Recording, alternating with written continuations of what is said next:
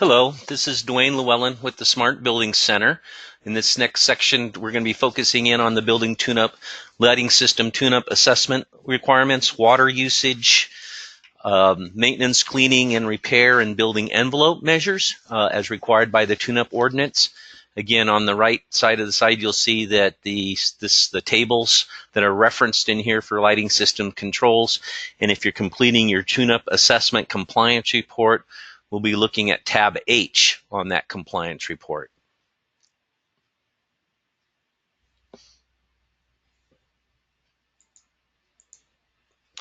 So for the lighting, there's only a few measures in here. This should be a fairly easy lift to meet your building tune-up requirements. First thing, which is voluntary, is just to do a spot check of lighting levels by use type. Voluntary means you still have to look at it and recommend areas which could benefit from dimming or delamping or where power densities can be reduced. So there's some guidelines showing there. So you do need to look at and recommend areas, but the owner does not have to install or delamp or install new fixtures to meet the tune-up requirements.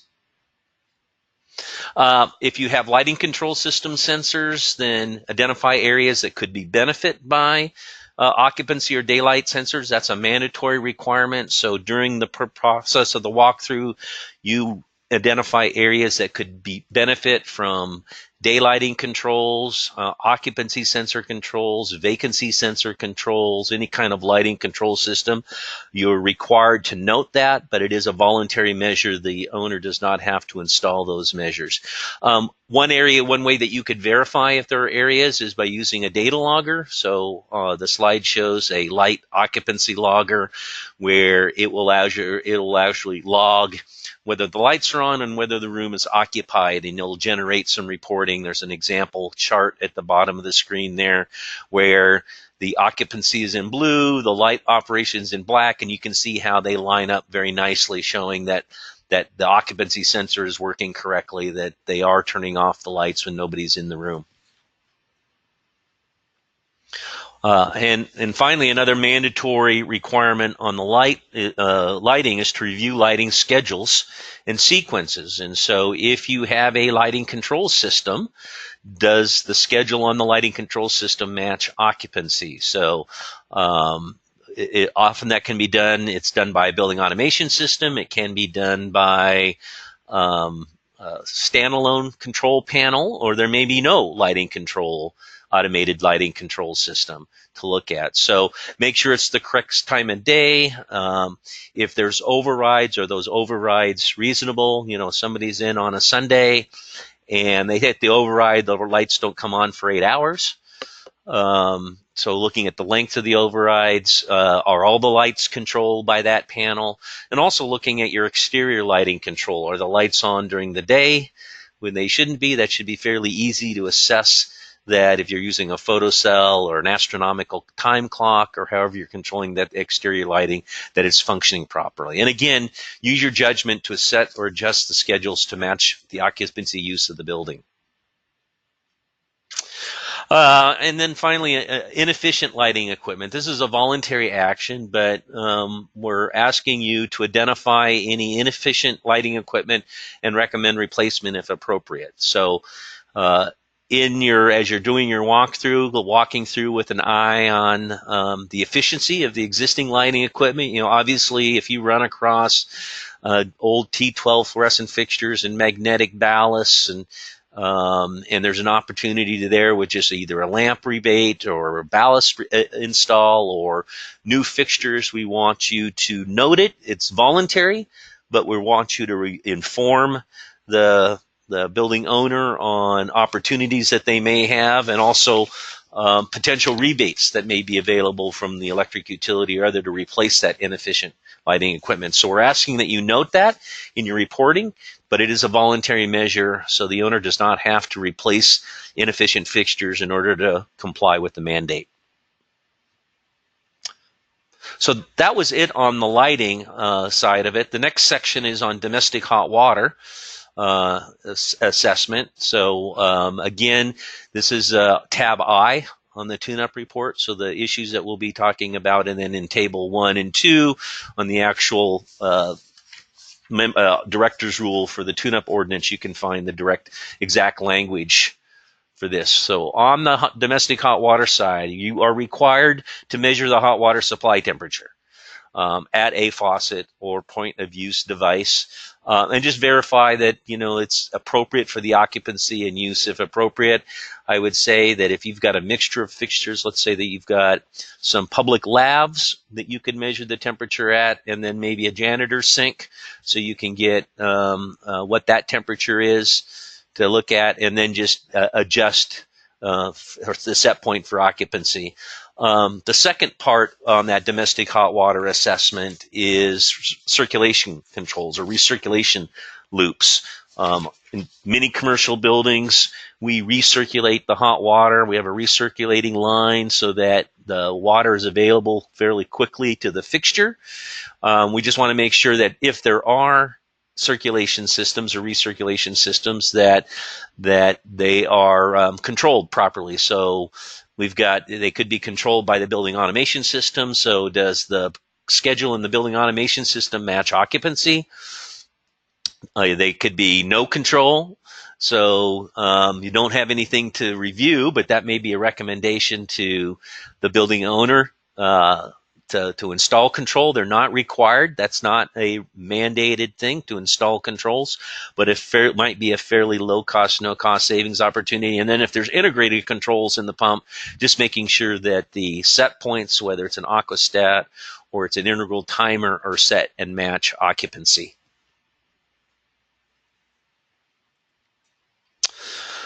Finally, the last two categories are water usage and building envelope. So on the water usage side, there are several required measures. The first one being cooling towers.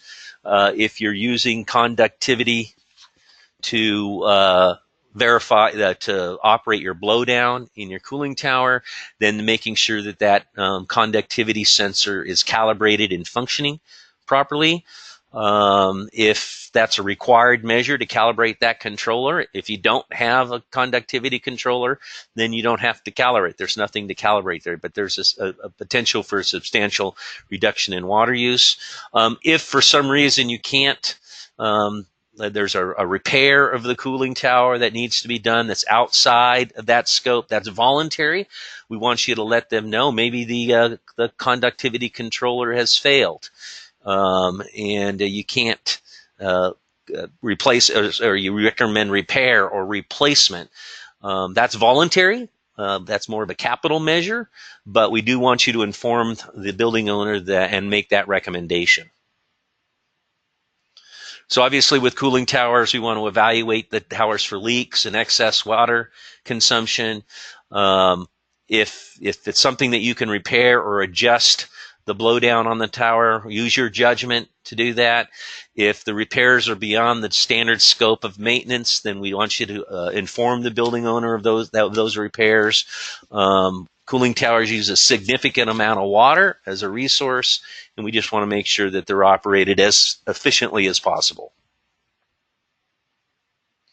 If you have irrigation systems over 500 square feet, or if you've got automatic irrigation sensors, regardless of size, we want you to make sure that the sensor is working correctly. So this is a required element. So if they have a rain sensor, find it, fill it, operate a zone and see if it operates or if it skips. And so adjust, calibrate, or repair those sensors as required. If you have an irrigated area greater than 500 square feet, this is on tab J of your tab J of the handbook, the compliance handbook, where you're going to want to document this. Just review the irrigation schedule and make any recommendations for improvement on there. If there's something that it's seen the water schedule seems excessive or frequent, or perhaps they can get by with a different schedule, and you note that, just want to make sure that you inform the building owner of those opportunities. Or, for example, installing a rain sensor, it would be a recommended improvement, or replacing spray heads with drip irrigation or something to that effect. And if you do have, as you If you check irrigation system for leaks, broken heads, plugged nozzles, or other operational problems, so you need to adjust and repair as appropriate. If the repair work is beyond the scope of just routine maintenance, so routine maintenance may be, for this example, replacing a head, a spray head. That's fairly routine maintenance. But if you have other operational problems, controls need to be replaced, piping needs to be replaced, different types of systems, if the repair of the scope is more than just routine maintenance, then we still want you to make that recommendation, but that recommendation is voluntary. Again, you're documenting this on the forms. If you have water features, then we want you, this is a required element to verify that the water features are shut down at night. Sounds like a fairly simple thing, but just to make sure, those are generally run with pumps and filtration systems, so they're not necessary at night or during unoccupied periods. Where appropriate, again, use your judgment to determine what is an appropriate schedule for that water feature. If you change the schedule, then you can document that in the compliance report. That's a required element.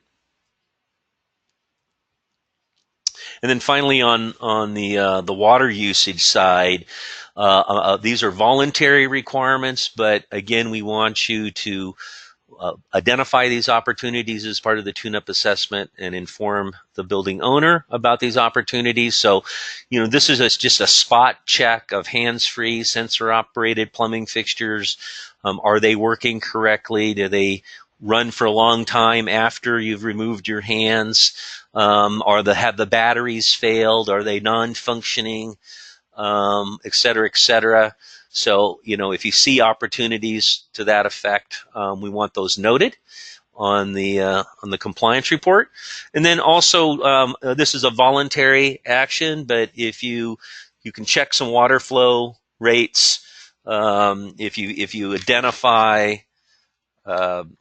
fixtures that are leaking, for example, or water flow fixtures, you can recommend low flow fixtures or aerators. So, if the facility has old water closets that are still rated at 3.5 gallons per flush, there's an opportunity to go to new water closets. Or if lav faucets are flowing more than 0.5 GPM, there's an opportunity to replace those, or even just install aerators to reduce the flow. Or if you notice leaks, where leaks are occurring, to note those to the building owner, just because they probably don't see the janitor sink that often and might not know that the janitor sink has been leaking.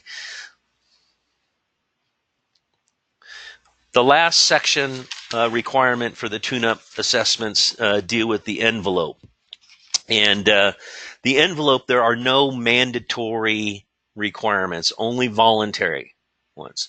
But we do want you to be looking for opportunities of improving the envelope. This is tab K on the tune-up report. So we'll talk about some of those opportunities. So are there unsealed penetrations that allow for entry of air or water? So weather stripping or large gaps, leaky windows, weather stripping, unsealed penetrations in the building, relief louvers, that type of stuff. Missing weather stripping at doors and windows, or even missing windows or broken or cracked windows. Those would be an opportunity for maintenance and improve the envelope. A great tool as you're walking through the building to have in your toolbox when you're doing an envelope assessment is a thermal imaging camera or an infrared camera. You'll find leaks and cold spots and air leakage and water leaks and penetrations on the building through a thermal image, and then you can document that and show the owner where there could be some improvements. It's a lot easier to keep the heat in than try to heat the outdoors.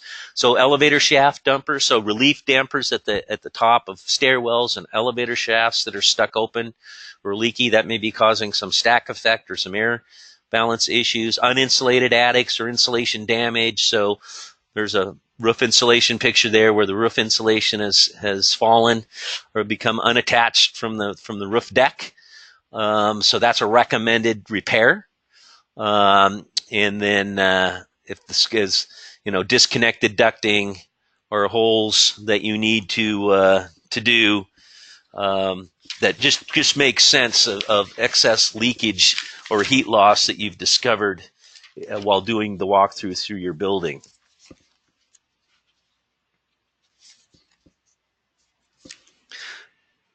Finally, just to wrap everything up, once you have completed all the tune-up assessment elements, you've made your assessment, you've identified the deficiencies, and then you're completing your tune-up handbook report to be submitted to the city. I just want to mention tab F on there. Tab F is a summary of the tune-up findings, and so the city of Seattle is very interested in getting your top 3 to 5 areas where you found your improvements or potential for improvements. And so that F2 at the top of that form briefly described the 3 to 5 required tune-up actions. So what were the required corrective actions that you made that would have the biggest impact, the largest impact on energy use? And then briefly describe the 3 to 5 actions that you recommended. So these are the voluntary actions that you recommended that have the biggest bearing on energy consumption. So this is essentially an executive summary of these are the 3 to 5 things that we found that we feel will have the biggest impact. You don't have to have 5. If you have at least 3, if no deficiencies were found, then you would simply state that there were no corrective actions required. Below that is also an area for you to document your sampling approach. So what was your heating system? So, I had 400 VAV boxes, and we sampled 12% of them, and how many on each floor. Same thing with our cooling system. If the sample size is greater than 10 or 12%. Water sampling, same thing. If you've got greater than 500 square feet, did you just look at one zone to see if the sprinkler, the rain sensor was working correctly? Same thing on the lighting system. How did you check the controls? Did you check what percentage of the controls did you check, if applicable?